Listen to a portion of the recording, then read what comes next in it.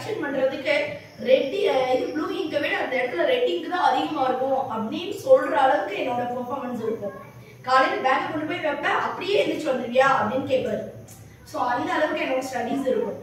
அதுக்கப்புறம் வந்துட்டு ஆக்சுவலா +2 இந்த மாதிரிலாம் இது பண்ணப்ப 10th எல்லாம் என்னை சேர்த்திக்கவே மாட்டேன் அப்படிங்கிற அளவுக்குலாம் எந்த ஸ்டாஃப்ஸ் வந்து வீட்டுல உங்க பொண்ணு வந்து எங்க ஸ்கூல்லே சேர்த்துங்க அப்படின்னு சொன்னாங்களோ அதே ஸ்டாஃப்ஸ் நான் அங்க போயிருந்தப்ப என் பிரின்சிபால் மேம் என்ன சேர்த்திக்கவே இல்லை. ஏன்னா அந்த அளவுக்கு என்னோட ஸ்டடீஸ் இருந்துச்சு. ஸோ நான் அவ்வளோ வந்து டவுனா இருந்தேன். அதுக்கப்புறம் வந்துட்டு 10th வந்து ஒரு பேரண்டோட ரெக்கமெண்டேஷனோட எங்க அப்பா அம்மாலாம் மலையிலலாம் போயெல்லாம் கேட்டாங்க. அப்புறம் இன்னொரு என்னோட ஃப்ரெண்டோட அம்மா வந்து ரெக்கமெண்ட் பண்ணதுக்கு அப்புறம் தான் என்னைய வந்து அவங்க சேர்த்துனாங்க. ஆனா +2ல அந்த பொண்ணை விட நான் அதிகமா மார்க் வாங்கினேன். பெருசாலாம் மார்க் வாங்கினேன், ஜஸ்ட் 700 சம்திங் தான் நான் வாங்கினேன். ஆனா அதுக்கப்புறம் சரி நம்ம வந்து இப்படியே இம்ப்ரூவ் பண்ணிக்க கூடாது, நம்ம இப்படியே இருக்கோமே அப்படிங்கிற மாதிரி எனக்கு ஒரு சேஞ்ச் வந்தது. அப்புறம் நான் உமன்ஸ் காலேஜ் படித்தேன் UG. அப்ப நான் இது பண்ணப்ப பெருசாலாம் பெரிய விஷயங்கள்லாம் நான் எதுவுமே பண்ணல. நம்மளால ஏன் முடியாது அப்படிங்கிற ஒரு விஷயத்த மட்டும் தான் நான் யோசிச்சேன்.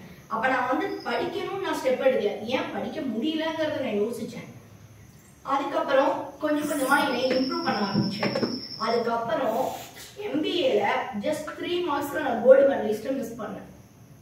ஆக்சுவலா வந்துட்டு அவ்வளவு நல்லா வந்து நான் என்னோட லைஃப்பை வந்து நான் சேஞ்ச் பண்ணிக்கணும் அப்படின்னு நான் நினைச்சா மட்டும்தான் முடியும். அந்த மாதிரி உங்களால என்ன முடியுங்கிறத நீங்க யோசிச்சா மட்டும்தான் உங்க லைஃப் நல்லா இருக்கும். மத்தவங்க பேரண்ட்ஸ் யோசிக்கிறாங்கிறது ஜென்ரலா அது உங்களோட அப்பா அம்மா உங்களை பத்தி யோசிக்கிறதுங்கிறது பெரிய விஷயமே கிடையாது. நீங்க உங்களால என்ன முடியும்னு யோசிக்கிறீங்க பாரு, அன்னைக்குதான் உங்க லைஃப் சேஞ்ச் ஆகும்.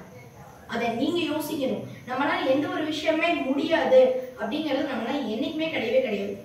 ஒரு விஷயம் யோசிச்சா நான் அதை செய்வேன், செஞ்சுதான் காட்டுவேன் அப்படின்னு நீங்க என்னைக்கு நினைக்கிறீங்களோ அப்ப மட்டும்தான் உங்களால முடியும். மத்தவங்க மோட்டிவேட் பண்றதுனால வந்து உங்களை வந்து நீங்க சேஞ்ச் பண்ணிக்கவே முடியாது. நீங்க என்னைக்கு உங்களை நீங்க நினைச்சு ஏன் இவங்களால முடியுது நம்மளால ஏன் முடியல அப்படின்னு நீங்க என்னைக்கு நினைக்கிறீங்களோ அன்னைக்கு மட்டும்தான் நம்மளோட லைஃப் சேஞ்ச் ஆகும். ஸோ நம்ம நினைக்கிறது மட்டும்தான் நம்ம லைஃப்பை வந்து நல்லபடியா கொண்டு வரும். இப்போ என்னோட ஸ்டாஃப்ஸ் யாரெல்லாம் என்னைய வந்துட்டு இது பண்ணாங்களோ, நீ ஏன் இப்ப MBA படிச்சுட்டு நீ சும்மா இருக்க, நீ ஏதாவது பிசினஸ் பண்ணியே, எங்க அக்காவும் மாமா எல்லாருமே அப்படிதான் சொல்லிட்டு இருக்காங்க. ஸோ நான் பிசினஸும் நான் பண்ணணும் அப்படின்னு சொல்லிட்டு இப்ப என்னோட குழந்தைக்காண்டி மட்டும் தான் நான் பிசினஸ் பண்ணாம இருக்கேன். ஸோ 1 இயர் கழிச்சு நானும் ஒரு பிசினஸ் ஆரம்பிப்பேன். ஸோ நம்மனால நம்ம என்ன நினைக்கிறோமோ அதுவாக தான் நம்ம மாறுவோம். ஓகேவா? ஸோ லைஃப் வந்துட்டு நம்ம இன்னைக்கு இப்படி இருக்கோம், நம்ம இப்படி போயிடுவோமா அப்படிங்கறதெல்லாம் லைஃப் கிடையாது. என்னைக்காவது ஒரு நாள் நம்ம லைஃப் சேஞ்ச் ஆகும்.